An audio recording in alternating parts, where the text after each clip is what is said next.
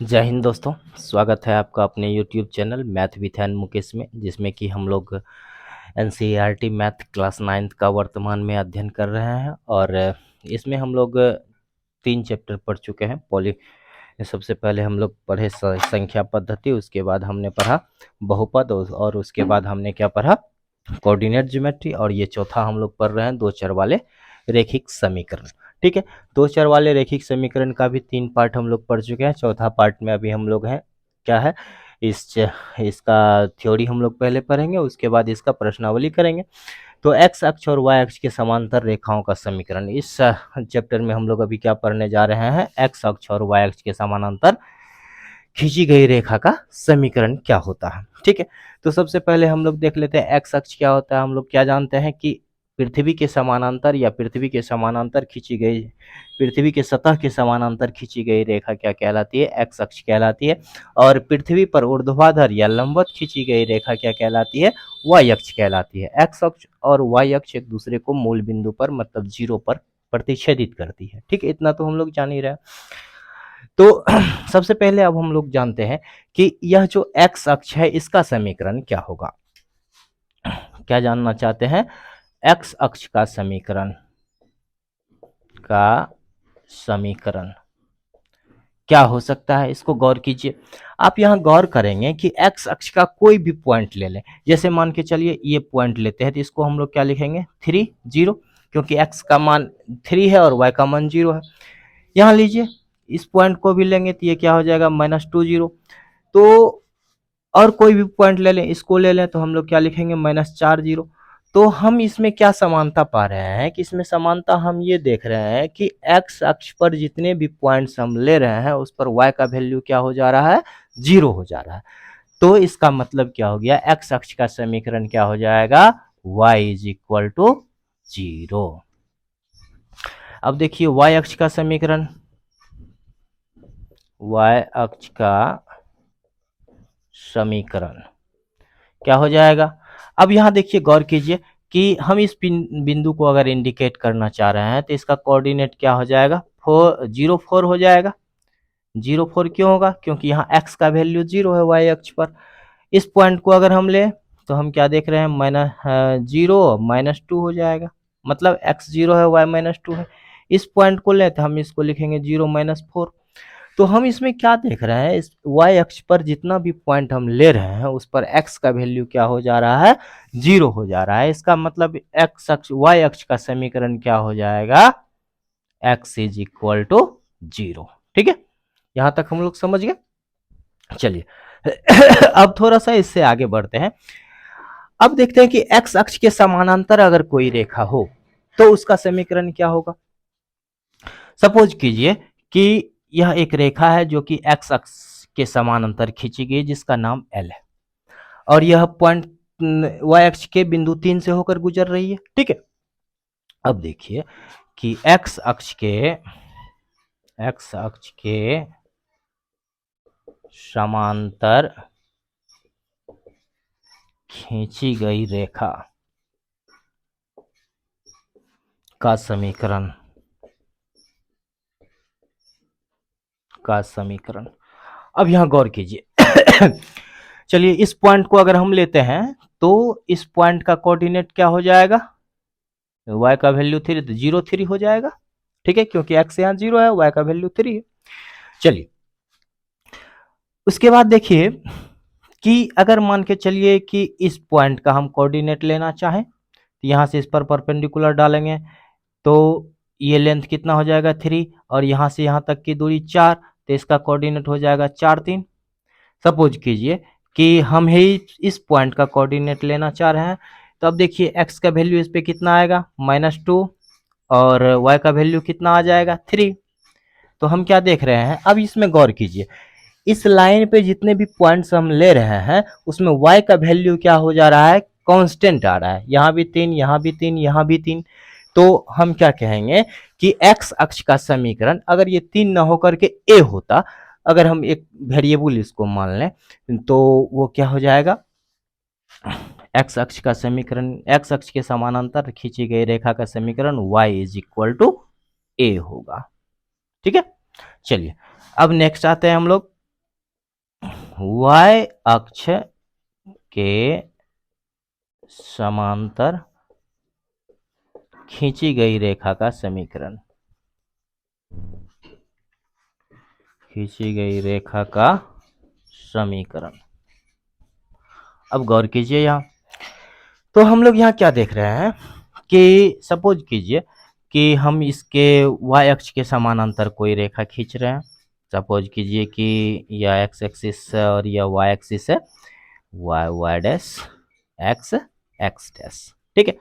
यहाँ हो जाएगा 1 2 3 1 2 3, यह हो जाएगा -1 -2 -3 -1 -2 -3, यहाँ 1 2 3। अब देखिए सपोज कीजिए कि हम यहाँ से एक समानांतर रेखा खींचे, किसके y अक्ष के समानांतर हमने एक रेखा खींचा m, ठीक है। अब यहाँ गौर करते हैं हम कि इस पर कुछ पॉइंट्स ले लेते हैं। सपोज कीजिए यह पॉइंट है, इस पॉइंट का कोऑर्डिनेट क्या हो जाएगा 2 0, क्योंकि y का वैल्यू 0 है। अब देखिए सपोज कीजिए इस पॉइंट का कोऑर्डिनेट ले, यहाँ से परपेंडिकुलर डालेंगे तो ये लंबाई तो 2 ही है और इसका वैल्यू कितना हो जाएगा, y का भी वैल्यू भी 2, ठीक है। अब यहाँ देखिए अगर हम इस पॉइंट का कोऑर्डिनेट लेना चाहें तो x का वैल्यू तो 2 ही है, y का वैल्यू कितना बदल के हो गया -3। तो हम इस पे क्या देख रहे हैं कि y अक्ष के समानांतर जो रेखा है उस पर कोई भी पॉइंट हम लेते हैं तो वहां पे x का वैल्यू एक कांस्टेंट रह जाता है, मतलब एक निश्चित बिंदु हो जाती है। इसीलिए एक्स y अक्ष के समानांतर खींची गई रेखा का समीकरण क्या हो जाएगा, x is equal to a, ठीक है। तो हम लोग यहां तक समझ गए, आप लोग इसे नोट कर लें, फिर हम लोग आगे बढ़ेंगे।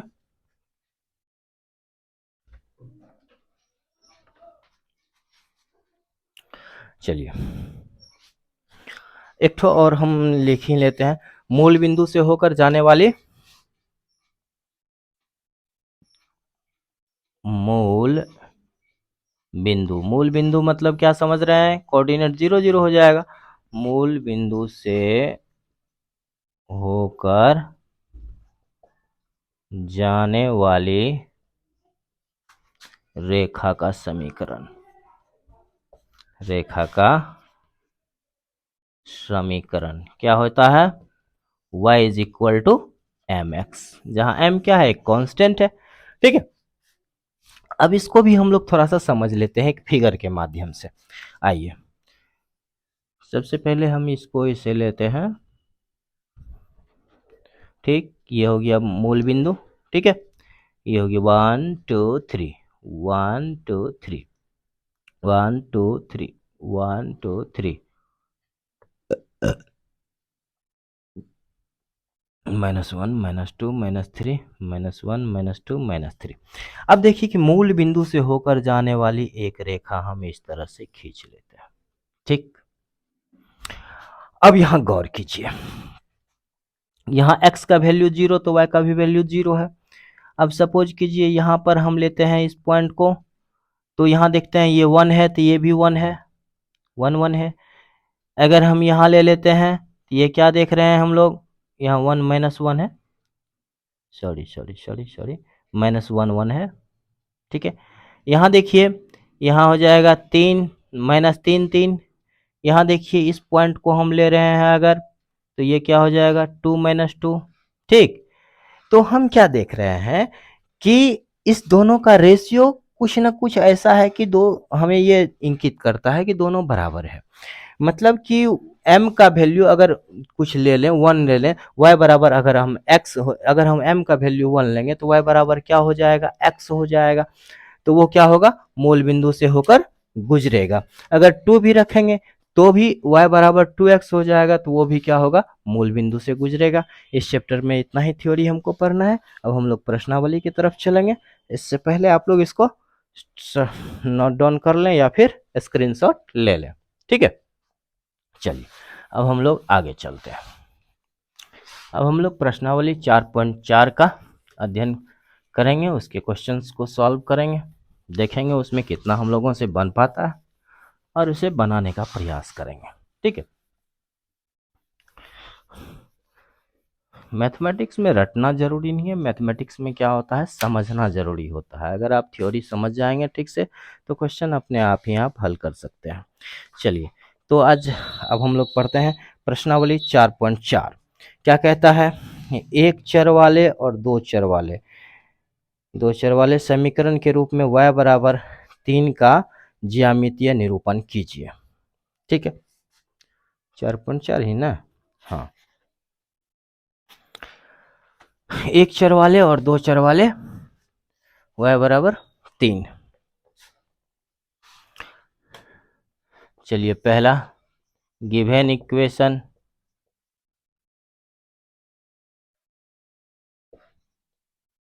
इक्वेशन इज, क्या दिया हुआ है आपको, इक्वेशन दिया हुआ है कि y बराबर 3, y इज इक्वल टू 3। आपका इक्वेशन दिया हुआ है y इज इक्वल टू 3। अब इसमें पहला कह रहा है कि इसका ग्राफ बनाने कह रहा है, और एक चर वाले ग्राफ, इसी का पहला एक चर वाले ग्राफ, एक चर वाले ग्राफ। ठीक है, तो हम लोग क्या जानते हैं कि एक चर वाले रेखा रेखा का समीकरण, एक चर वाले समीकरण के बारे में हम लोग क्या पढ़े हैं कि जो भी एक चर वाले समीकरण होते हैं उसका ग्राफ जब हम बनाते हैं तो वह एक क्या करता है, एक पॉइंट को इंडिकेट करता है। मतलब उसका ग्राफ क्या होगा, एक बिंदु होता है। तो यहाँ हम गौर करेंगे इसका ग्राफ कैसे खींचेंगे। इसका ग्राफ खींचने के लिए सबसे पहले हमको क्या करना पड़ेगा, एक्स एक्सिस और वाई एक्सिस लेना पड़ेगा।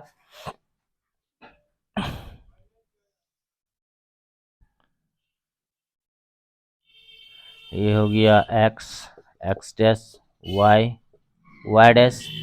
अब देखिए एक चर, अब यहाँ पे क्या है कि y इज इक्वल टू 3 है, तो y इज इक्वल टू 3, यहाँ 1 2 3 4, -1 -2 -3 -4 -1 -2 -3।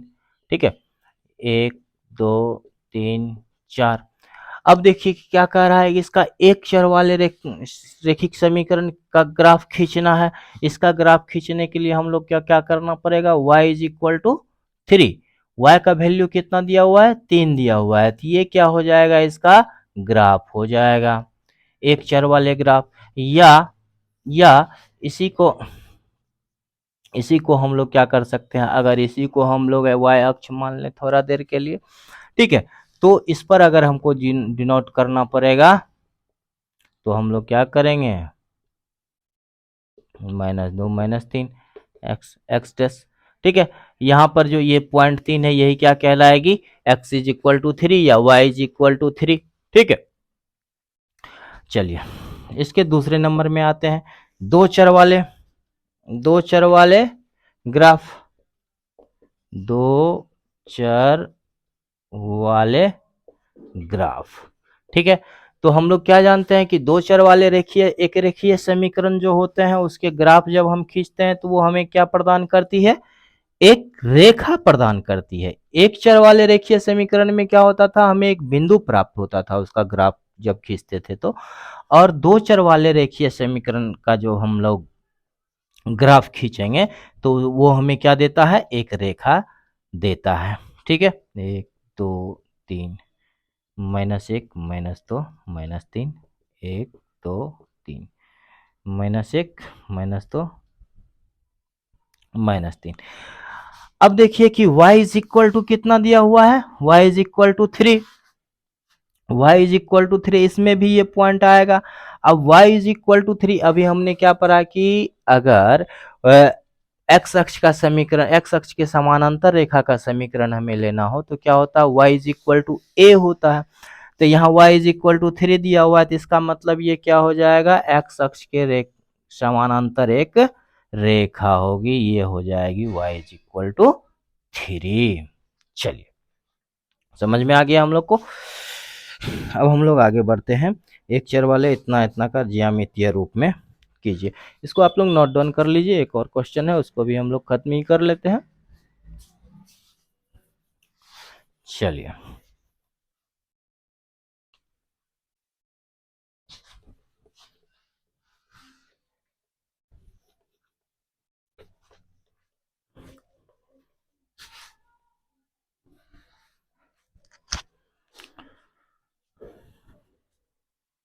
तो हम लोग अब आते हैं इसके क्वेश्चन नंबर 2 में। क्वेश्चन नंबर टू क्या कर रहा है, समीकरण दिया हुआ है 2x plus 9 is equal to 0। 2x plus 9 according to question 2x plus 9 is equal to 0। ठीक है, तो इसके का समीकरण के रूप में 2x plus 9 is equal to 0 का ज्यामितीय निरूपण कीजिए, एक चर वाले के रूप में और दो चर वाले के रूप में। ठीक है, एक चर और दो चर वाले के रूप में। देखिए इसी को थोड़ा सा और हम डिटेल कर लें या थोड़ा सा तोड़ लें तो हमको क्या मिल जाएगा, या 2x इज इक्वल टू -9 या x इज इक्वल टू क्या हो जाएगा -9/2। अब देखिए इसका पहला नंबर एक चर वाले ग्राफ, इसके लिए हम लोग सीधा सीधी एक लाइन खींच लेते हैं। ये हो जाएगा 0 1 2 3 4 5 -1 -2 -3 -4। अब हमको -9/2 है तो इसी को हम लोग क्या लिख सकते हैं, x इज इक्वल टू -4.5 4.5 ना। तो अब देखिए 4 और 5 के बीच में आएगा 4.5, लेकिन ये क्या है, माइनस में न है, माइनस में है, इसीलिए हमको क्या करना पड़ेगा, इसको नेगेटिव न लेना पड़ेगा। तो हम लोग क्या करेंगे, यहाँ पे इसको ले लेंगे -4.5, यहाँ हो जाएगा। तो यही पॉइंट क्या हो गया, -4.5, यही हो गया इसका समीकरण। x इज इक्वल टू -4 या x इज इक्वल टू -9/2। तो हम लोग क्या देखें, एक चर वाले रेखीय समीकरण का ग्राफ सिर्फ एक बिंदु होता है, इसीलिए यह एक पॉइंट के रूप में आया। अगर इसी का दूसरा भाग निकालना चाहें दो चर वाले ग्राफ के रूप में, दो चर वाले ग्राफ, दो चर वाले ग्राफ को खींचने के लिए हमको क्या करना होगा, x अक्ष और y अक्ष लेना होगा। ठीक है, x अक्ष और y अक्ष लेंगे तो ये हो गया 0, ये x डैश y डैश 1 2 3 4 5 1 2 3 4 5 -1 -2 -3 -4 -5। ठीक है, 1 2 3 4 5 -1 -2 -3 -4। ठीक है, अब आइए कि हमारा समीकरण क्या दिया हुआ है, x इज इक्वल टू -4.5। अब देखिए -4.5 कहाँ आएगा, यहाँ आएगा। अब दो चर वाले रेखीय समीकरण है और x इज इक्वल टू -4.5 दिया हुआ है, इसका मतलब है कि यह क्या होगा, y अक्ष के समानांतर रेखा होगा। ठीक है, यही क्या हो गया, x इज इक्वल टू या 2x plus 9 is equal to 0, इसी का ये समीकरण हो गया। आ गया समझ में? तो आसान था। हम अभी तक क्या समझ चुके हैं कि दो चर वाले रेखीय समीकरण का ग्राफ क्या होता है, एक लाइन होता है, और एक चर वाले रेखीय समीकरण का ग्राफ क्या होता है, एक बिंदु होता है। तो हम लोग प्रश्नावली 4.4 भी आज खत्म कर लिए। फिर अगला क्लास अगले वीडियो में हम लोग करेंगे। थैंक यू, जय हिंद।